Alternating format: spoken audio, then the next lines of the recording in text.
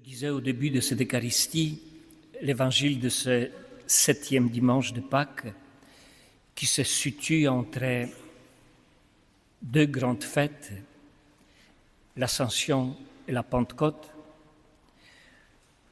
nous invite à approfondir notre identité chrétienne en nous rappelant que nous sommes dans le monde, mais que nous ne sommes pas du monde. En effet, Jésus prie pour nous afin que, vivant dans le monde, nous soyons signes de notre monde. Quelqu'un disait joliment que les chrétiens ne vivent pas une autre vie que la vie ordinaire, mais ils la vivent autrement. Avouons-le, c'est plus facile à dire qu'à faire. Voilà pourquoi, dans sa prière pour nous, pour ses disciples, Jésus précise l'équipement dont nous avons besoin pour accomplir cette mission.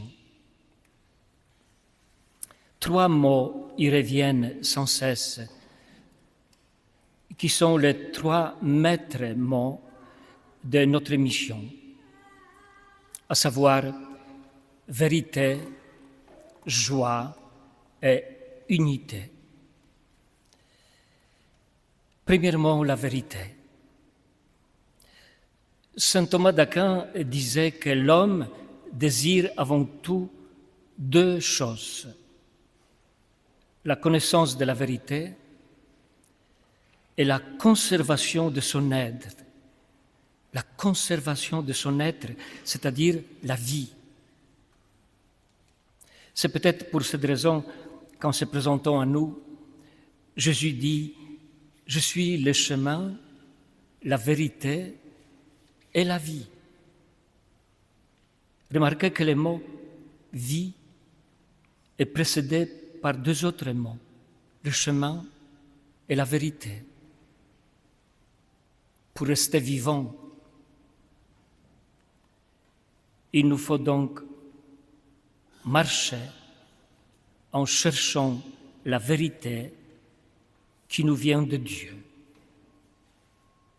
Voilà pourquoi Jésus précise « Père, sanctifie-les dans la vérité. Ta parole est vérité. » Voyez-vous, la parole de Dieu est comme la colonne vertébrale pour recevoir la vérité et non pas pour la bricoler à notre taille. Le deuxième maître mot, c'est la joie. Je prie pour qu'ils aient en eux ma joie et qu'ils en soient comblés. Là encore, il ne s'agit pas d'une exubérance superficielle, mais d'une joie profonde qui nous vient de Dieu.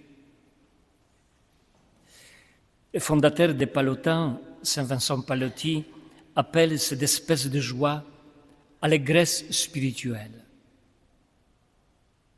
Et il précise que c'est une caractéristique qui distingue les vrais chrétiens, les vrais disciples de Jésus.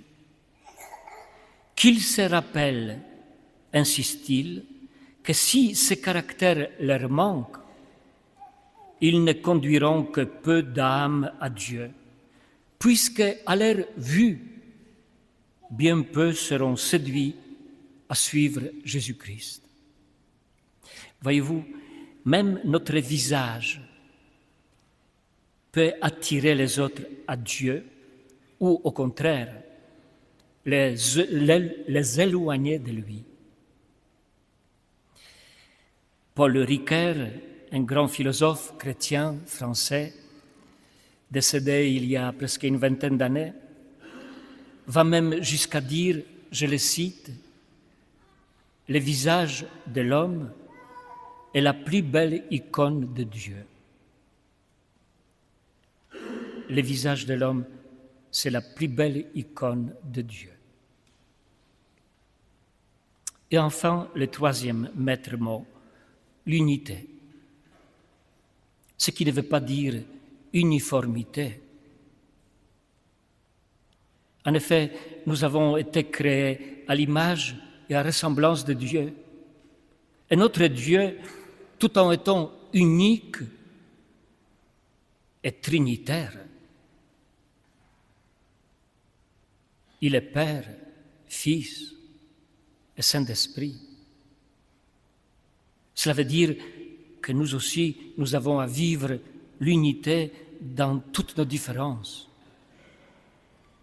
Une communauté chrétienne, une paroisse qui porte de véritables fruits, c'est une communauté qui vit ses sensibilités différentes dans le respect de tous et chacun. Voilà pourquoi Jésus dit dans sa prière, « Je ne prie pas pour que tu les retires du monde, mais pour que tu les gardes du mauvais. » Pourquoi mauvais? Avec un majuscule, parce qu'il s'agit du diable. Oui, chers frères et sœurs, la principale tactique du diable, c'est la division.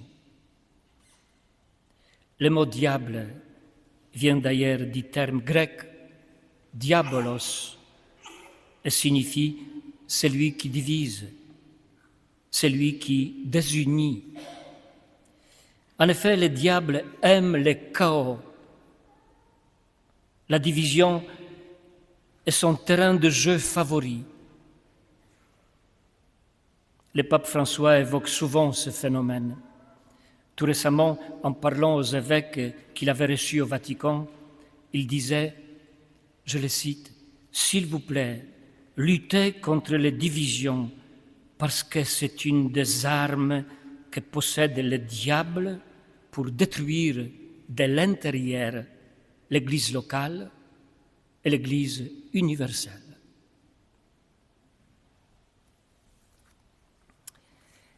Et encore une petite chose. Dans la cité du Vatican, il existe une petite église que j'ai souvent visitée, dédiée à San Pellegrino.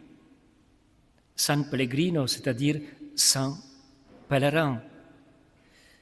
Hélas, nous connaissons beaucoup plus l'eau minérale naturelle gazeuse qui porte le même nom, San Pellegrino.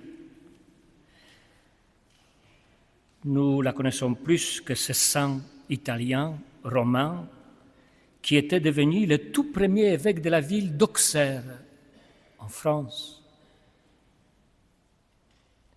Il est mort martyr lors de la persécution des chrétiens au IVe siècle.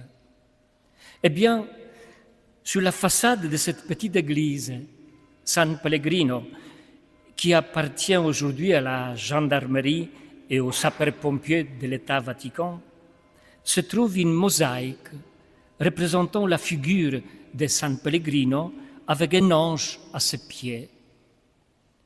L'ange tient un rouleau de papier avec la devise du saint. La voici. « Je n'ai d'autre patrie que le Christ, ni d'autre nom que les chrétiens. » Je n'ai d'autre patrie que le Christ, ni d'autre nom que les chrétiens. C'est bien cela, notre identité, chers frères et sœurs. Nous sommes des pèlerins sur cette terre avec pour équipement vérité, joie et unité. Notre carte d'identité, notre adresse et notre patrie, c'est le Christ lui-même. Cette identité, nous l'avons à recevoir, nous l'avons à construire sur la base solide de la parole de Dieu, étant toujours soutenus par la prière de Jésus. Père Saint, sanctifie-les dans la vérité. garde-les unis dans ton nom, pour qu'ils aient en eux ma joie et qu'ils en soient comblés.